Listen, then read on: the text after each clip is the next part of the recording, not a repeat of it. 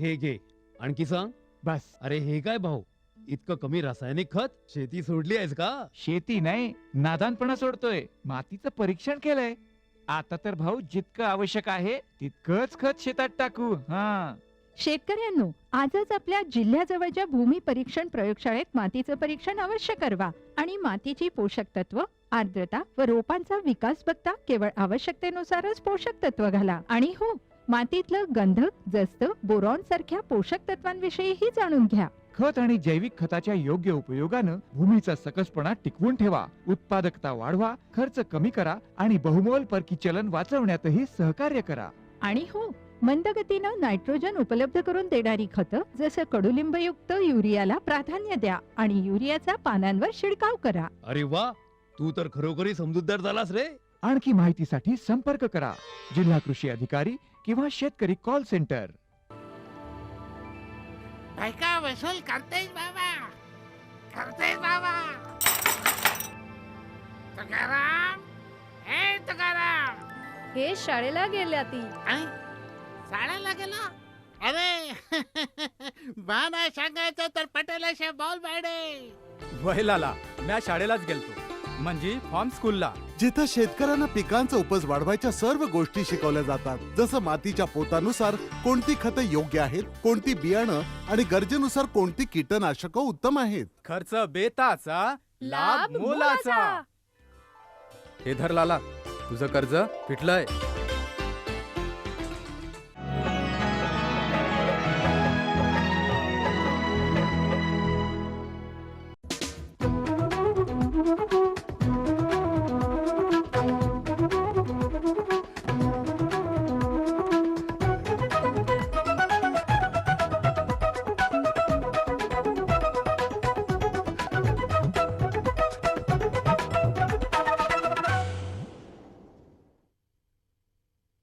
दुष्काळग्रस्त शेतकऱ्यांना मदतीचा दुसरा हप्ता लवकरच मिळणार.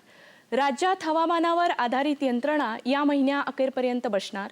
मका, हरभरा आणि वांग्यासह 5 GM पिकांच्या चाचण्यांचा मार्ग मोकळा आणि ऊसासाठी शासन लवकरच धोरण जाहीर करणार. नमस्कार, आता पाहूया सविस्तर वृत्त. गेल्या वर्षातल्या खरीप हंगामात पिकांचं नुकसान झालेल्या शेतकऱ्यांसाठी एक आनंदाची बातमी आहे. त्यांना मदतीचा दुसरा हप्ता लवकरच मिळणार आहे. या शेतकऱ्यांसाठी 2000 कोटी रुपयांची तरतूद करण्याचं राज्य शासनानं निश्चित केलं आहे. ही मदत संबंधित शेतकऱ्यांच्या बँक खात्यामध्ये थेट जमा करण्यात येणार आहे. तसंच त्यातून कोणत्याही शासकीय थकबाकीची वसुली करण्यात येणार नाही. या शेतकऱ्यांना मदतीसाठी राज्य शासनानं केंद्राकडे 6000 कोटी रुपयांच्या मदतीचा प्रस्ताव सादर केला आहे. मात्र केंद्र शासनानं अजूनही मदतीबाबत कोणताही निर्णय जाहीर केलेला नाही. पण या मदतीची वाट न बघता राज्य शासनानं दुसरा हप्ता देण्याचं निश्चित केलं आहे. 2000 कोटी रुपयांचा पहिला हप्ता राज्य शासनानं जानेवारी महिन्यात वितरित केला आहे. राज्यात कृषी विभागातर्फे हवामानावर आधारित यंत्रणा या महिन्यात सुरू होण्याची शक्यता आहे.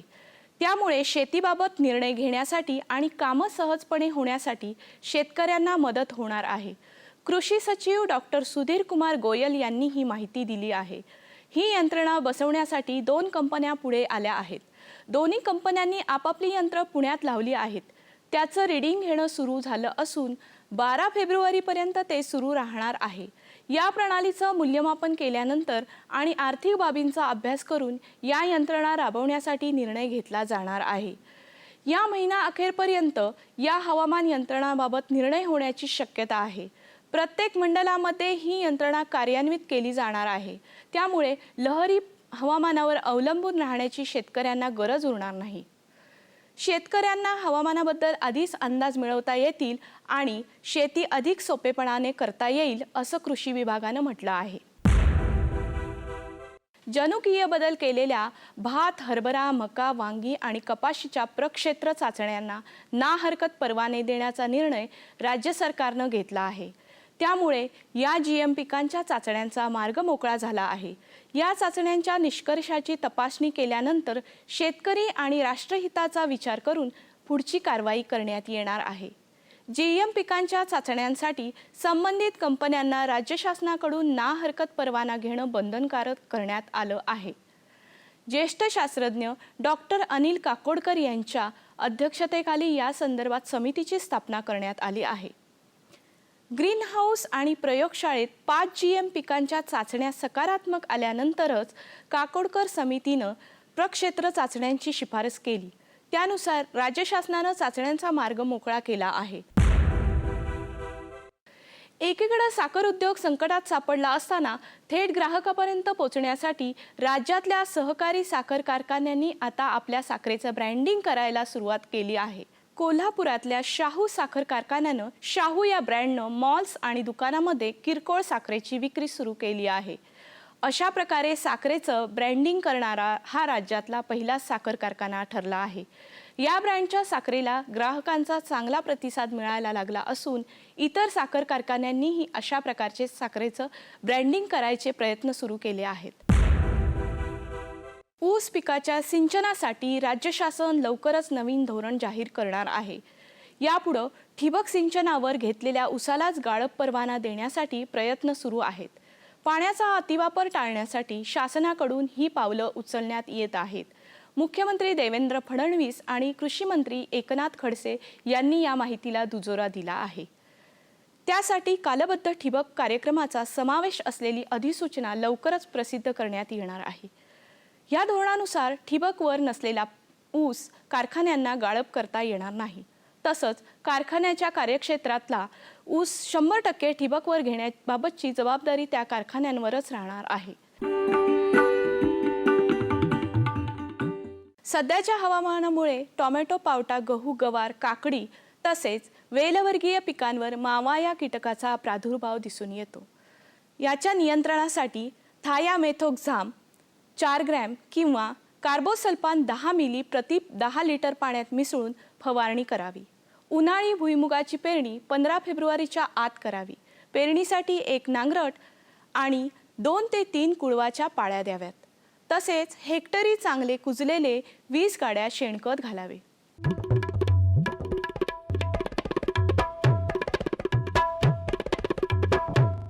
आता बघूया पुणे कृषी उत्पन्न बाजार समितीचे काही बाजारभाव प्रति क्विंटलचे. हिरवा वाटाणा कमाल 2500 रुपये किमान 1500 रुपये. आले कमाल 3300 रुपये किमान 1500 रुपये. घेवडा कमाल 4000 रुपये किमान 2000 रुपये. हिरवी मिरची कमाल 3500 रुपये किमान 2000 रुपये. भेंडी कमाल 5000 रुपये किमान 2000 रुपये. कांदा कमाल 1700 रुपये किमान 700 रुपये. लसूण कमाल 8000 रुपये किमान 3000 रुपये. बटाटा कमाल 1300 रुपये किमान 800 रुपये. टोमॅटो कमाल 2000 रुपये किमान 600 रुपये. कृषी बाजारभाव विषयक अधिक माहितीसाठी www.agmarknet.nic.in किंवा www.msamb.com या संकेतस्थळाला भेट द्या.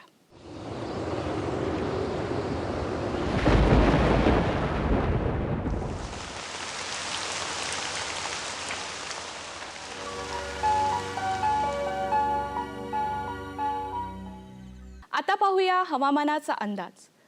राज्यातील हवामान मुख्यतः कोरडे राहील.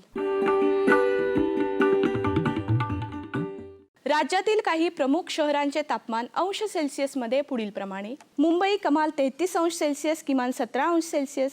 पुणे कमाल 30 अंश सेल्सिअस किमान 16 अंश सेल्सिअस. नागपूर कमाल 29 अंश सेल्सिअस किमान 14 अंश सेल्सिअस. नाशिक कमाल 32 अंश सेल्सिअस किमान 15 अंश सेल्सिअस.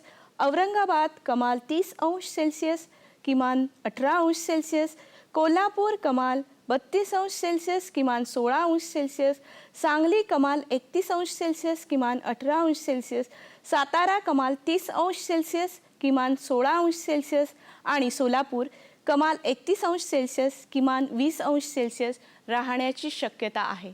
हवामान विषयक अधिक माहितीसाठी भारतीय हवामान विभागाच्या www.imd.gov.in ह्या संकेतस्थळाला भेट द्या. या होत्या आजच्या कृषी वार्ता. पुन्हा भेटूया पुढील भागात. तोपर्यंत नमस्कार.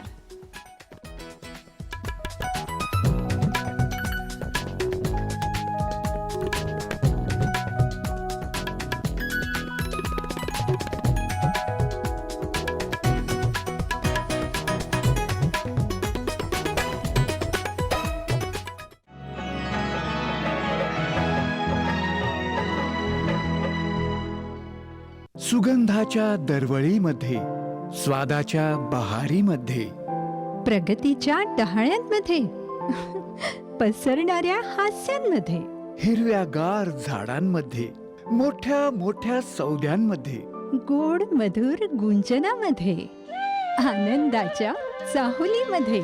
NHM बागवानी मिशन. आमची आकांक्षा आपलं स्मितहास्य.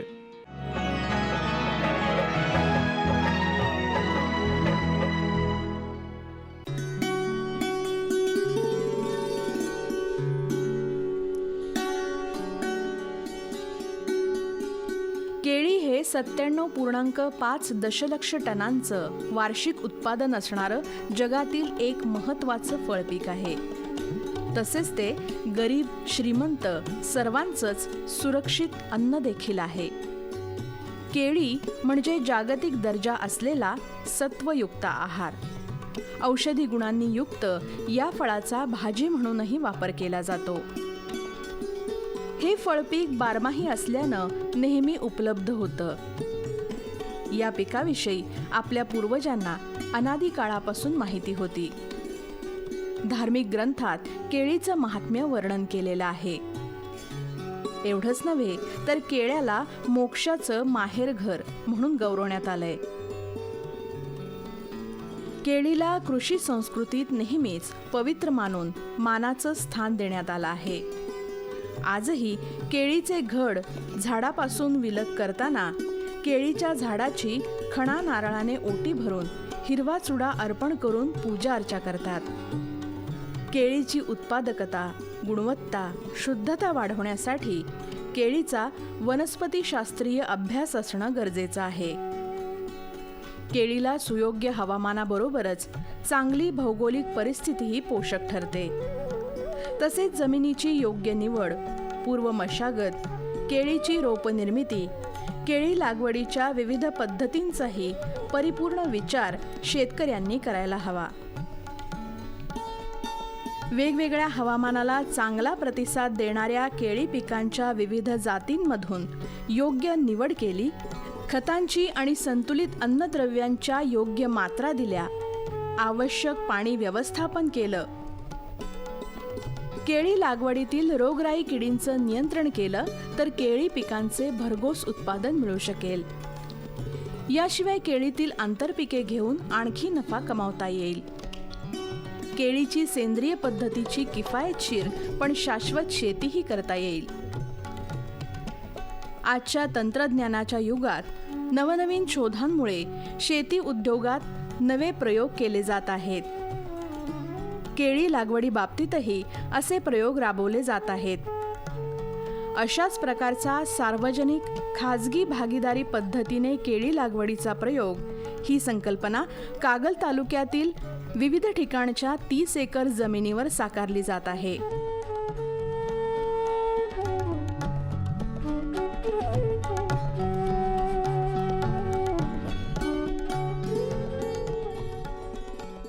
हा 1 एकराचा प्लॉट आहे. हा प्लॉट 6x5 मध्ये केलेला आहे. त्याचं नियोजन करताना पहिल्यांदा नांगरटी केली, त्यानंतर एक 15 दिवस मेंढर खत घातलं, त्यानंतर परत दुसऱ्यांदा नांगरट केली, 2 वेळा रोटर मारला, परत सऱ्या 3 फुटाच्या सऱ्या सोडून घेतल्या, त्यानंतर आम्ही 5 फूट अंतरावर लावण केली, त्यानंतर आम्ही एक 60 ट्रॉल्या शेणखत घेऊन त्या निवड केली तिची शेणखताची, त्याला बेड तयार केला, त्यात 6 पोती आम्ही सुपर फॉस्फेट घातलं, एका ट्रॉलीला 1 प्रमाण असं 6 पोती घातलीत. ते एक जो 3 आठवडे आम्ही पाणी मारून झाकून ते ठेवलेले. त्यानंतर 1-1.5 महिन्यानंतर प्रत्येक 2 रोपांच्या मध्ये 1 पाटी याप्रमाणे आम्ही ते शेणखत वापरलं. त्यानंतर आम्ही 15 दिवसाच्या अंतरानंतर पोंगे भरून घेतले केळीचे. पोंगे भरल्यानंतर थोडे दिवस 1 महिन्यानंतर फवारण्या घेतल्या, 1-2 फवारण्या झाल्या. त्यानंतर आम्ही ड्रिपनं 1 महिन्यानंतर 1.5 महिन्यानंतर खत द्यायला चालू केले. त्यात आम्ही जास्तीत जास्त सेंद्रिय खताचा वापर जास्त केला. त्याचबरोबर जो 3 महिन्यानंतर 3-4.5 महिन्यानंतर भरणी केली.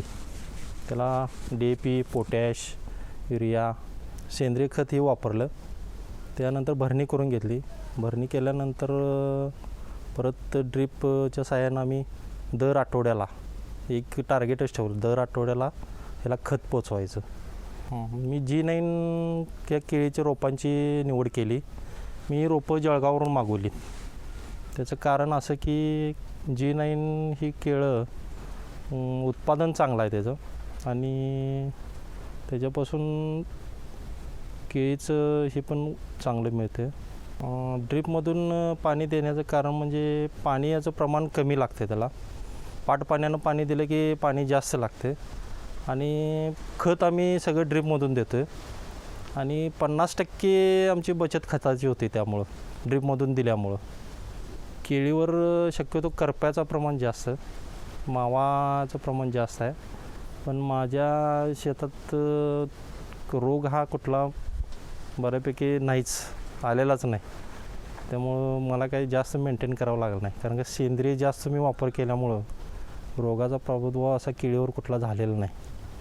हे ह्याच्यावर हे वापरण्याचं कारण एकच की केळीला डाग पडत नाहीत, केळीला कुठल्याही प्रकारचे माशी किडी बसत नाहीत. त्यामुळं ह्याचे स्किन चांगले राहत्या. त्यामुळं मार्केटमध्ये याचा हे जास्त आहे. त्यामुळं आम्ही हे केळीला वापरलेलं आहे. मला केळीला साधारण खर्च कमीत कमी एक 80,000 ते 90,000पर्यंत आलेला आहे. माझा एक घड कमीत कमी 35 ते 40 किलोच्या दरम्यान पडेल. म्हणजे माझी झाडं एकूण टोटल 1450 झाडं आहेत. रोपं 56 म्हणजे 50 टन अंदाजे ॲव्हरेज धरलेलं आहे मी एकरी टन. त्याचं जर तुम्ही मार्केट बाजाराचा भाव बघितला तर कमीत कमी 12,000 रुपये मार्केट भाव आहे. 12-5-60 6 लाख रुपये कमीत कमी उत्पन्न मिळेल असं माझा अंदाज आहे. त्यातून खर्च वजा जाता मला एक 4.5 ते 5 लाख रुपये शिल्लक राहतील.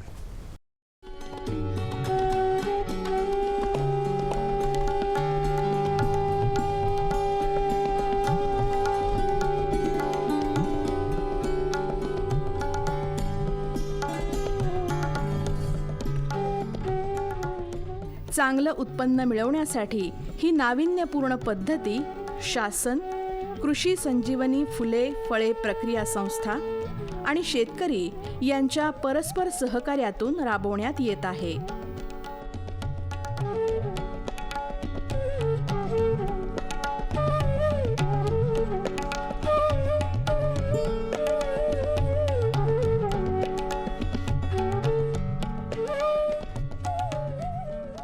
आपण या ठिकाणी प्रमोद दिनकर पाटील कागल यांच्या केळी बागेमध्ये आपण उपस्थित आहोत. हा जो केळी बाग आहे ही आपण PPP मोडमध्ये म्हणजे सार्वजनिक खाजगी बागीकरण या योजनेतून आपण हा प्रकल्प राबवलेला आहे. याच्यामध्ये आपण कागल तालुक्यातील 30 एकरवरती हा प्रकल्प राबवलेला आहे. त्याच्यामध्ये आपण कृषी संजीवनी फुले फळे प्रक्रिया संस्था तमदलगे यांचं सहकार्य घेतलेलं आहे. याच्यामध्ये 40% हा संस्थेचा सहभाग, 85% शासनाचा आणि 15% हा शेतकऱ्यांचा सहभाग असणार आहे. याच्यामध्ये शेतकऱ्यांनी याच्यामध्ये रोपांची लावण करणे, साफसफाई करणे, येणारे त्याचे फुटवे काढणे आणि पाणी व्यवस्थापन, खत व्यवस्थापन ही शेतकऱ्यांनी कामं करायची आहेत. बाकी उरलेली जी कामं आहेत त्याच्यामध्ये फुले काढणे, कोका मोडणे, त्यानंतर स्कर्टिंग बॅग चढवणे, त्याच्यानंतर आपल्याला आतली साफसफाई करणे, ह्याची जी कामं आहे ही संस्था शेतकऱ्यांना करून देते. ह्याच्यामध्ये त्याच्यात 40% जो येणार खर्च 40% आहे तो सहभाग हा संस्थेत असणार आहे. 85% शासन देणार आहे. अशा योजनेतून आपण कागल तालुक्यातील 30 एकरवरती म्हणजे 30 शेतकऱ्यांना आपण या योजनेमध्ये लाभ दिलेला आहे. याच्यामध्ये जी आता तयार झालेली हे आहेत अशी आमच्याकडे आता 30 एकरवरती आपण स्कर्टिंग बॅगा चढून तयार आहेत. त्यानंतर आपण 50 एकरवरती नव्यानं जे लागवड होणार आहे त्या शेतकऱ्यांचं आपण कागल तालुक्यामध्ये आपण त्यांचं प्रशिक्षण घेतलं संस्थेमार्फत आणि शेतकऱ्यांना ही योजना समजावून सांगितली. आज तालुक्यामध्ये केळीचं क्षेत्र वाढते आणि ह्या पब्लिक प्रायव्हेट पार्टनरशिप योजनेतून आपण चांगल्या प्रकारे शेतकऱ्यांना आपण लाभ देऊ शकतो आणि शेतकरी याच्यामध्ये मोठ्या प्रमाणात सहभाग घेत आहेत.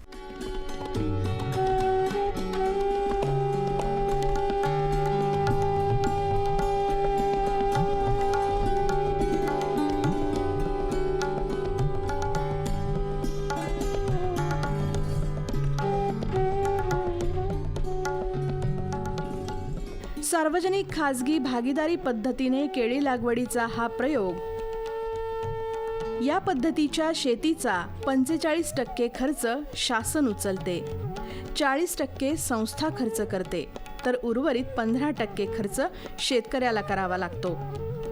खत व्यवस्थापन करणे, स्कर्टिंग बॅग्स पुरवणे अशा विविध प्रकारची मदत संस्था करते. अशा प्रकारे केळी बागेची लागवड करून पिकांची योग्य ती काळजी घेऊन शेतकरी चांगलं उत्पन्न मिळवू शकतो. केळी माझं लोकांना शेतकऱ्यांना एक आव्हान आहे की आपण पारंपरिक पद्धतीनं ऊस ही शेती करतो, पण ऊसाचे आज जर भाव बघितले किंवा लागवडीचे जर भाव बघितले तर ऊसाची शेती आता आपल्याला तशी परवडण्यासारखी नाही. म्हणून मी केळीकडे वळलो. केळीकडे वळत असताना मला असा एक अनुभव आला की ऊसात आणि केळीच्या ह्याच्यात पिकात बराचसाच फरक जाणवला. त्यामुळं मी केळी उत्पन्न घेण्याचं ठरवलं. माझं शेतकऱ्यांना एकच मत आहे की ऊसाबरोबर 2 एकर शेती असली तर एक अर्धा एकर केळी करावी, असं लोकांना माझं आव्हान आहे. आणि केळीचं उत्पन्न चांगलं मिळणार लोकांना. मी तणाचं जास्तीत जास्त तणाचं ह्याच्यावर जास्त औषध फवारणी वगैरे काही केली नाही. फक्त तण महिलांच्याकडे एकच महिला माझ्या शेतात काम करते. केळीचं संपूर्ण नियोजन एकच महिला करते. शेतीचं भांगलन असू दे सगळे स्वतः एकटी करते. आणि मी आता हे जे पाला जे सरीत एक सरी आड घातला आहे तो म्हणजे बाष्पीभवन एक होऊ नये आणि तण वाढू नये ह्यासाठी मी हे केळीचं पाला घातलेला आहे. ते कुजून परत त्याचं कंपोस्ट तयार होतं. त्यामुळं पाल्याचा वापर मी असा केलेला आहे. त्यात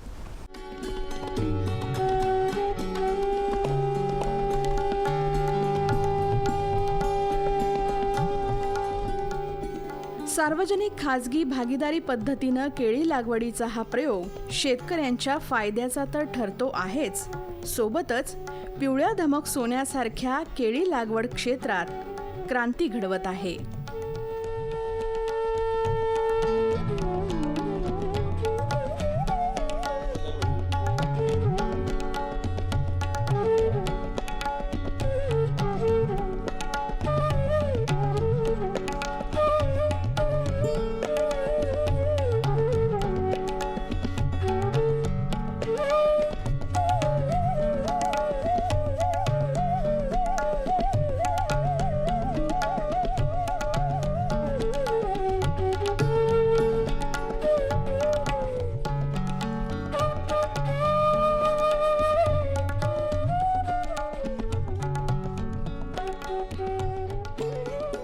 आमचा पत्ता निर्माता कृषी दर्शन, दूरदर्शन केंद्र पुणे. आमचे ईमेल आयडी असे आहे ddkpuneKrishi@hotmail.com आणि ddkpuneKrishi@rediffmail.com.